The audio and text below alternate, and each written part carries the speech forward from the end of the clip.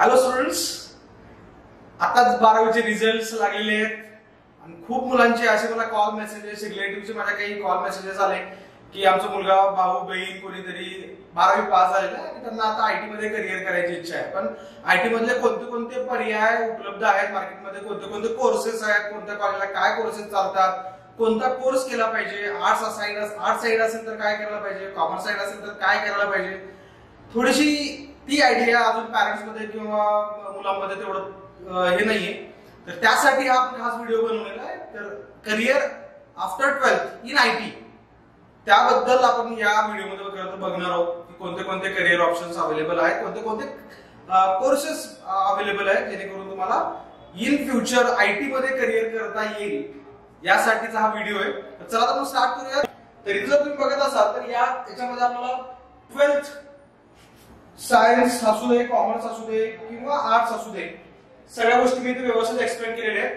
याच्यामध्ये जर तुम्ही 12th पास असाल आणि 12th तुमची जर तुम्ही ओपन कास्ट मध्ये असाल आणि किंवा वेगळे ओपन मध्ये असाल किंवा वेगळी कोणती कास्ट असेल तर त्या बाबतीत थोडंसं मार्क्स रिलेशन असतं, ते पण इन डिटेल वेगळ्या व्हिडिओमध्ये डिस्कस करूयात. मार्क्स, वेगवेगळ्या कॉलेजेसचे कट ऑफ्स वगैरे वेगळ्या कोर्ससाठी काय असतात. पण आता आपल्याला 12वी नंतर कोणते कोणते ऑप्शन्स अवेलेबल आहेत त्या बाबतीत आपण आता बोलतोय.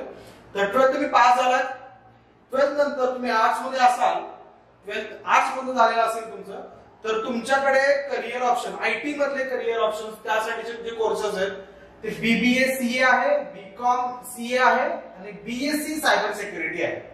हे 3 courses, BBA CA, BCom CA आणि सायबर सिक्युरिटी, हे 3 कोर्सेस 12वी मध्ये आर्ट्स जर असेल तर तुम्हाला हे 3 कोर्सेस करून आयटी मध्ये तुमचं करिअर स्टार्ट करता येऊ शकतं.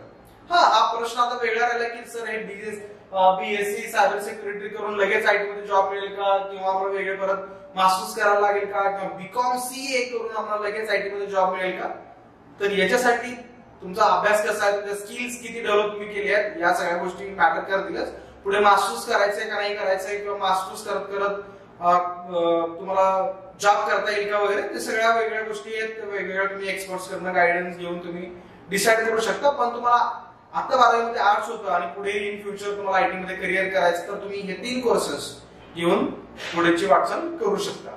तर आर्ट्सच्या मुलांसाठी बीबीए सीए आहे, बीकॉम सीए आहे, बीएससी सायबर सिक्युरिटी हा कोर्स आहे. आता या कोर्सेससाठी बीबीए सीए साठी नेसेसरी आहे सीईटी देणं. त्यामुळे जर तुम्ही बीबीए ची महाराष्ट्र बोर्डची सीईटी दिलेली असेल, एमएसटी बीबीए सीईटी जर दिलेली असेल तर तुम्हाला बीबीए सीए ला ऍडमिशन घेता येईल. अदरवाइज तो ऑप्शन तुमच्यासाठी क्लोज झालेला असेल. पण जर तुम्हाला तुम्ही बीकॉम सीए पण करू शकता. बीकॉम सीए हा अगोदर वेगळ्या नावाखाली होता युनिव्हर्सिटी अंडर, पण बीकॉम सीए हा कॉमर्सच्या अंडर जरी कोर्स असला तरी आर्टची मुलं करू शकतात एनी स्ट्रीम. त्यामुळे हे BCom CA, bachelor in commerce, BCom bachelor in commerce but with computer application असं त्याचा फुल फॉर्म आहे. आणि बीएससी सायबर सिक्युरिटी, याच्यामध्ये सायबर सिक्युरिटीशी रिलेटेड सगळे सब्जेक्ट असतात आणि या कोर्सला पण तुम्ही ऍडमिशन घेऊ शकता. तर हे 3 पर्याय तुमच्याकडे आहे. आणि अजून एक महत्वाची गोष्ट मला इथे ही सांगायची की पुणे युनिव्हर्सिटीमध्ये किंवा पुण्यामध्ये, मुंबईमध्ये असे बरेचसे कॉलेजेस असे आहेत, ऑटोनॉमस आहेत आणि त्यांचे ऑटोनॉमस कोर्सेस चालतात. वेगळी नाव आहेत, वेगळा सिलेबस आहे आणि बऱ्याचशा गोष्टी त्यांनी त्यांच्या इन्क्लूड केलेल्या आहेत. त्यामुळे कोणत्याही कोर्सला ऍडमिशन घेण्याआधी त्या कॉलेजची जी की प्रॉस्पेक्टस आहे, जो की कोर्सचा डिटेल सिलेबस आहे, तो नीट बघा. जे रिक्वायर्ड सब्जेक्ट तुम्हाला हवे आहेत आयटी मध्ये करिअर करण्यासाठी, ते सब्जेक्ट त्या कम्प्लीट कोर्स स्ट्रक्चर मध्ये आहेत आणि ते तपासा आधी. कारण काही मुलांना कसं होतं, त्यांना करायचं असतं कम्प्युटर आयटी मध्ये डेव्हलपमेंट मध्ये जायचं असतं, पण त्यांनी घेतलेलं बीएससी सायबर सिक्युरिटी. तर सायबर सिक्युरिटी मधले जे काही सिलेबस आहे, जे काही कोर्सेस आहेत, त्यांचा सिलेबस आणि डेव्हलपमेंटचा सिलेबस म्हणजे बीसीए चा किंवा बीएससी सीएस चा सिलेबस कम्प्लीट वेगळा असतो. कम्प्लीट वेगळा असतो म्हणजे ते डेव्हलपमेंट ओरिएंटेड सब्जेक्ट असतात, तिकडे नेटवर्किंग रिलेटेड सब्जेक्ट असतात. तर हा सिलेबस तुम्हाला चेक करणं नेसेसरी आहे. त्यामुळे जर समजत नसेल तर एक्सपर्टचा गायडन्स घ्या. कोणी तुमच्या रिलेटिव्ह पैकी कोणी असेल की ज्याला या कम्प्युटर सायन्स फील्ड बद्दल माहिती आहे किंवा या वेगळ्या कोर्सेस बद्दल माहिती आहे, त्यांना भेटा आणि मग डिसिजन घ्या की कोणत्या कोर्सला ऍडमिशन घ्यायचं आहे. कुठल्याही कोर्सला कुठल्याही कॉलेजमध्ये जाऊन डायरेक्ट ऍडमिशन घेण्यापेक्षा चौकशी केलेली आधी बरी. कारण हे सगळे प्रोफेशनल कोर्सेस आहेत, फीज काही कमी नाहीये, फीज भरमसाठ फीज असणार आहे तुम्हाला.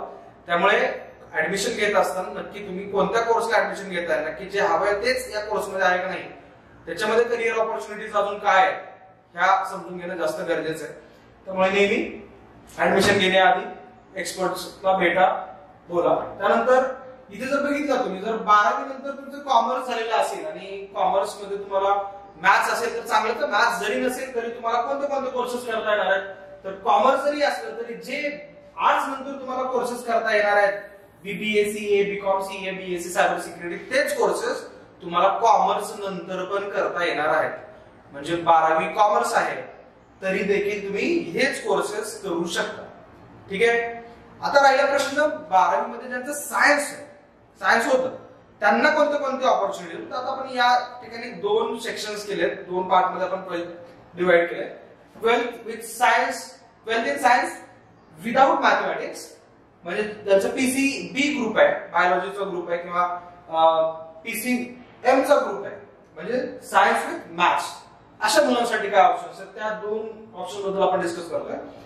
आर्ट्स आणि कॉमर्सला तुम्हाला हे 3 कोर्सेस करता येणार. मी जेवढा रिसर्च केलेला आहे त्याच्यामध्ये टोटल 9 कोर्सेसचं लिस्टिंग इथे केलेलं आहे. म्हणजे बरेचसे ऑटोनॉमस कॉलेजेस आहेत पुण्यामध्ये, त्या ऑटोनॉमस कॉलेजेस मधले पण काही कोर्सेस मी इथे लिस्ट केलेले आहेत. प्रत्येक कॉलेजला वेगवेगळे कोर्सेस वेगवेगळ्या नावाने आहेत, बरेचसे कोर्सेस आहेत, थोडेसे तुम्हाला रिसर्च करायला लागणार आहे. तर आता आपण डिस्कस करतोय सायन्स विदाउट मॅथमॅटिक्स. तर सायन्स विदाउट मॅथमॅटिक्स जर तुमचं 12वी मध्ये असेल, 12वी मध्ये सायन्स विदाउट मॅथ्स असेल, तर तुम्हाला हे आर्ट्स वाले जे कोर्सेस आहेत हे करता येणारच आहे. सायन्सच्या मुलांना BBA CA, BCom CA, BSc cyber security हे करता येणारच आहे. काही कोर्सेसला काही कॉलेजेसमध्ये एंट्रन्स आहे, ती एंट्रन्स पण तुम्हाला आता द्यावी लागेल. वेगवेगळ्या कॉलेजच्या वेबसाईटला जाऊन तुम्ही व्हिजिट करून बघू शकता. या कोर्सेस सोबत सायन्सच्या मुलांना बीएससी सीए हा पण एक एक्स्ट्रा कोर्स करता येणार आहे. बीएससी इन कम्प्युटर अप्लिकेशन हा एक कोर्स आहे वेगळा, तो कोर्स पण तुम्हाला करता येणार आहे. BSc in computer application. 12th मध्ये सायन्स आहे पण मॅथ्स नव्हतं, बायोलॉजी असेल किंवा जिओग्राफी असेल, वेगळा कुठला सब्जेक्ट असेल तर त्यांना BSc CA, bachelor in computer science, bachelor in science with computer application, CA, BSc CA computer application, आणि बीसीए सायन्स मध्ये बीसीए पण तुम्हाला करता येणार आहे, बॅचलर इन कम्प्युटर अप्लिकेशन. तर हे 2 कोर्सेस वेगवेगळे, बीएससी कम्प्युटर अप्लिकेशन आणि बीसीए, हे 2 वेगवेगळे कोर्सेस आहेत. तर वेगवेगळ्या कॉलेजेसमध्ये वेगवेगळे कोर्सेस आहेत. मी परत तेच सांगतोय, ऑटोनॉमस असल्यामुळे कोर्सेसचं नाव चेंज करून थोडाफार सिलेबस मॅच होतोय. पण काही कॉलेजेस म्हणजे ऑटोनॉमस आहेत, त्या कॉलेजमध्ये जर डेटा स्ट्रक्चर पार्ट 1 पार्ट 2 मध्ये शिकवत असतील तर पुणे युनिव्हर्सिटीच्या बीबीए सीए मध्ये डेटा स्ट्रक्चर एकाच सेमिस्टर मध्ये कम्प्लीट आहे. तर डेटा स्ट्रक्चर सगळ्यांना शिकायचंच आहे, पण काही ठिकाणी त्याला डिवाइड करून दिलंय, काही ठिकाणी एकत्रित आहे, काही ठिकाणी डीबीएमएस आरबीएमएस वेगळे आहे, काही ठिकाणी एकत्रित आहे. तर थोडासा सिलेबसचा डिफरन्स आहे, तो आपल्याला समजून घ्यायला पाहिजे ऍडमिशन घेण्याआधी. हे तुम्हाला समजलं. सायन्स विदाउट मॅथ्स जर असेल तर तुम्हाला BSc CA, BCA plus BBA CA, BCom CA आणि बीएससी सायबर सिक्युरिटी हे 5 ऑप्शन्स ओपन आहेत. त्यातल्या काही कोर्सेसला तुम्हाला सीईटी नेसेसरी आहे. कॉलेज लेवलची सीईटी आहे, बीबीए सीईटी झालेली आहे ऑलरेडी. जर तुम्ही दिली असेल तर चांगलं आहे, नसेल दिली तर तो ऑप्शन तुमच्यासाठी आता बंद झालेला आहे. बाकी कॉलेजेससाठी, बाकी कोर्सेससाठी तुम्हाला कॉलेज लेवलला काही सीईटी आहेत का नाही ते बघून तुम्हाला डिसाईड करावं लागणार आहे. त्यानंतर आता स्पेशल बीएससी तुमचं सायन्स आहे आणि विथ मॅथ्स, म्हणजे तुमच्याकडे पीसीएम आहे, पीसीएमबी ग्रुप होता, बरोबर आहे. मॅथ्स असेल तर तुम्हाला जास्त ऑप्शन अवेलेबल, बरोबर आहे. म्हणजे 12वी मध्ये जर तुमच्याकडे मॅथ्स तुम्ही घेतलेला असेल तर तुम्हाला जास्त ऑप्शन अवेलेबल आहे. इथे तुमच्याकडे चॉईस आहे, कुठलाही कोर्स तुम्ही ऑप्ट करू शकता. तर ही चॉईस इम्पॉर्टंट आहे, मुलांना आता फ्रीडम मिळतो. त्यासाठी इथे सायन्स विथ मॅथ्स जर असेल तर हे जे कोर्सेस आतापर्यंत आपण डिस्कस केलेले आहेत त्यापैकी सगळे कोर्सेस तुम्हाला करता येणारच आहेत. त्यासोबत तुम्हाला बीसीएस पण करता येणार. बीसीएस, आता बीसीएस ला बीएससी इन कम्प्युटर सायन्स, म्हणजे काही ठिकाणी त्याला बीएससी सीएस असं पण म्हणतात. बीएससी सीएस, बीएससी सीए हा वेगळा आहे, बीएससी सीएस म्हणजेच बीसीएस. काही ठिकाणी बीएससी सीएस नावाने ओळखला जातो, काही ठिकाणी बीसीएस नावाने ओळखला जातो. तर हा कोर्स जो आहे सायन्स विथ मॅथ्स असणारी मुलंच करू शकतात, त्यांनाच या कोर्सला ऍडमिशन घेता येणार आहे. त्यानंतर काही कॉलेजेसमध्ये, ऑटोनॉमस कॉलेजेसमध्ये, काही डीम्ड युनिव्हर्सिटीमध्ये बीएससी इन AIML आहे, आर्टिफिशियल इंटेलिजन्स मशीन लर्निंग हा पण कोर्स करता येणार आहे.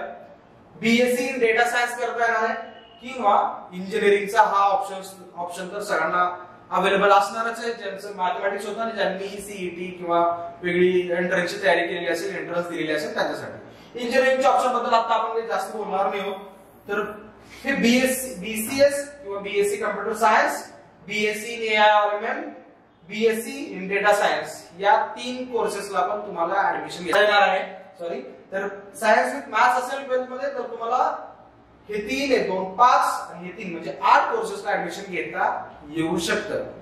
आता इथे सगळ्यात जास्त महत्वाचं ठरतं काय, तर तुमचा इंटरेस्ट कशामध्ये, आणि इंटरेस्ट कशामध्ये हे समजण्यासाठी आधी त्या लँग्वेजेस नक्की AIML मध्ये काय असतं, त्याच्यानंतर डेटा सायन्स मध्ये नक्की काय असतं, तर डेटा सायन्सला काय लागणार आहे, AIML साठी प्रीरिक्विजिट काय असतं. काही काही पॅरेंट्सचं म्हणणं काय असतं की नाही आता AI जास्त बूम मध्ये आहे किंवा डेटा सायन्स खूप जास्त डिमांडिंग आहे, तर आपण बीएससी डेटा सायन्सला टाकूया मुलाला.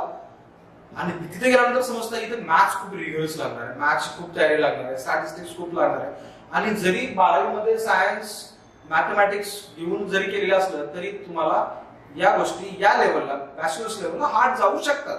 तर तुमचे पर्सेंटेज किती आहे, मार्क्स किती आहे, तर पॅरेंट्सनी याच्याबद्दल विचार करायला पाहिजे की आपल्या मुलाला मार्क्स किती जमतंय, त्याच्यानुसार तुम्ही त्या कोर्सला पर्टिक्युलर ऍडमिशन घ्या. बरोबर आहे. तर कुठलाही डिसिजन घेण्याआधी, कुठल्याही कोर्सला डायरेक्ट ऍडमिशन करण्याआधी त्या कोर्सचा सिलेबस बघा, सब्जेक्ट बघा, किती वर्षाचा कोर्स आहे ते बघा, कॉलेजची फीस किती आहे ते बघा. प्रत्येक कॉलेजची फीस प्रत्येक कोर्ससाठी बदलू शकते. म्हणजे जर मी पुण्यामधल्या काही कॉलेज बद्दल बघितलं तर BSc याची फीस काही कॉलेजला 60,000, काही कॉलेजला 70,000, काही कॉलेजला 90,000. तर प्रत्येक कॉलेजनुसार पण फीस बदलते. बरोबर आहे, लक्षात येते. तर क्रायटेरिया कोणते कोणते असले पाहिजे ऍडमिशन घेत असताना, तर या कोर्सेस पैकी जो काही तुम्हाला कोर्स करायचा आहे तो कोर्स, त्या कोर्सचा आधी डिटेल सिलेबस बघा. फर्स्ट सिलेबस बघितल्यानंतर त्या कोर्सचं ड्युरेशन चेक करा. म्हणजे काही कोर्सेस 3 वर्षाचे आहेत. आता जर BCS जर कोर्स बघितला तर हा 4 वर्षाचा कोर्स आहे, पण तिथं ऑप्ट आउट ऑप्शन आहे. म्हणजे तुम्हाला सेकंड इयर नंतर, थर्ड इयर नंतर तुम्हाला वेगळ्या कोर्सला ऍडमिशन घेण्यात तुम्हाला डिग्री मिळणार. डिग्री, काही डिप्लोमा, अशी वेगवेगळी 2 वर्षानंतर तुम्ही ऑप्ट आउट केलं तर तुम्हाला डिप्लोमाची डिग्री मिळेल. जर तुम्ही 3 वर्षानंतर ऑप्ट आउट केलं तर तुम्हाला बॅचलरची डिग्री मिळेल. बरोबर आहे. जर तुम्ही 4 वर्ष कंप्लीट केलं तर तुम्हाला ऑनर्सची डिग्री मिळणार. म्हणजे वेगवेगळे असे थोडेसे त्या कोर्समध्ये बरेचसे डिटेल्स आहेत. त्या इंडिव्हिज्युअल कोर्स बद्दल आपण वेगवेगळे व्हिडिओ बनवणारच आहोत, ते तुम्ही बघालच. पण जनरल 12वी नंतर IT मध्ये जर करिअर करायचं असेल तर या कोर्सेसचा विचार इंजिनिअरिंग सोबत तुम्ही करू शकता. ज्या मुलांचं सायन्स मॅथ्स आहे त्यांना इंजिनिअरिंगचा पर्याय उपलब्ध आहेच. पण माझं बऱ्याचशा मुलांना असं सांगणं असतं की इंजिनिअरिंग पेक्षा जर तुम्ही BCS किंवा BSc AIML जर करत असाल तर ते फोकस जास्त कोर्सेस फोकस्ड आहेत, खर्च कमी लागतो. जे M1 M2 M3 इंजिनिअरिंगचं जास्त दडपण असतं मुलावरती किंवा ड्रॉइंगचं दडपण असतं, तेवढं दडपण या BCS मध्ये, BSc कम्प्युटर सायन्स मध्ये येत नाही. आणि BSc कम्प्युटर सायन्स नंतर तुम्हाला अजून बरेच पुढे MCA MCS बरेचसे पर्याय उपलब्ध असतात. किंवा MBA करायचं तर ते पण तुम्हाला ओपन असतात. बरेचसे चॉईसेस BCS नंतर ओपन असतात. तर त्याबद्दल तुम्ही विचार करायला काही हरकत नाही. आणि जर यामध्ये अजून तुम्हाला काही वाटलं की याच्यामध्ये आम्हाला सर डाऊट आहे किंवा याच्यामध्ये अजून काही समजत नसेल तर तुम्ही मला कधीही कॉल करू शकता. तुमच्यासाठी हे कॉन्टॅक्ट डिटेल्स दिलेले आहेत. जर तुम्हाला काही अडचण असेल, तुम्हाला काही कोर्सेस समजत नसतील किंवा कोर्सेसला कोणता सिलेबस बघायचा, कुठे ऍडमिशन घ्यायचं हे जर तुम्हाला लक्षात येत नसेल तर तुम्ही आम्हाला या नंबरवरती कॉन्टॅक्ट करू शकता किंवा व्हॉट्सअपवर करू शकता, सेम नंबरवरती. अजून काही तुम्हाला डिटेल्स हवे असतील तर सगळ्यांना ऑल दी बेस्ट. आणि 12वी मध्ये पास झाला तुम्ही त्यासाठी तुमचं अभिनंदन. थँक्यू. All the best.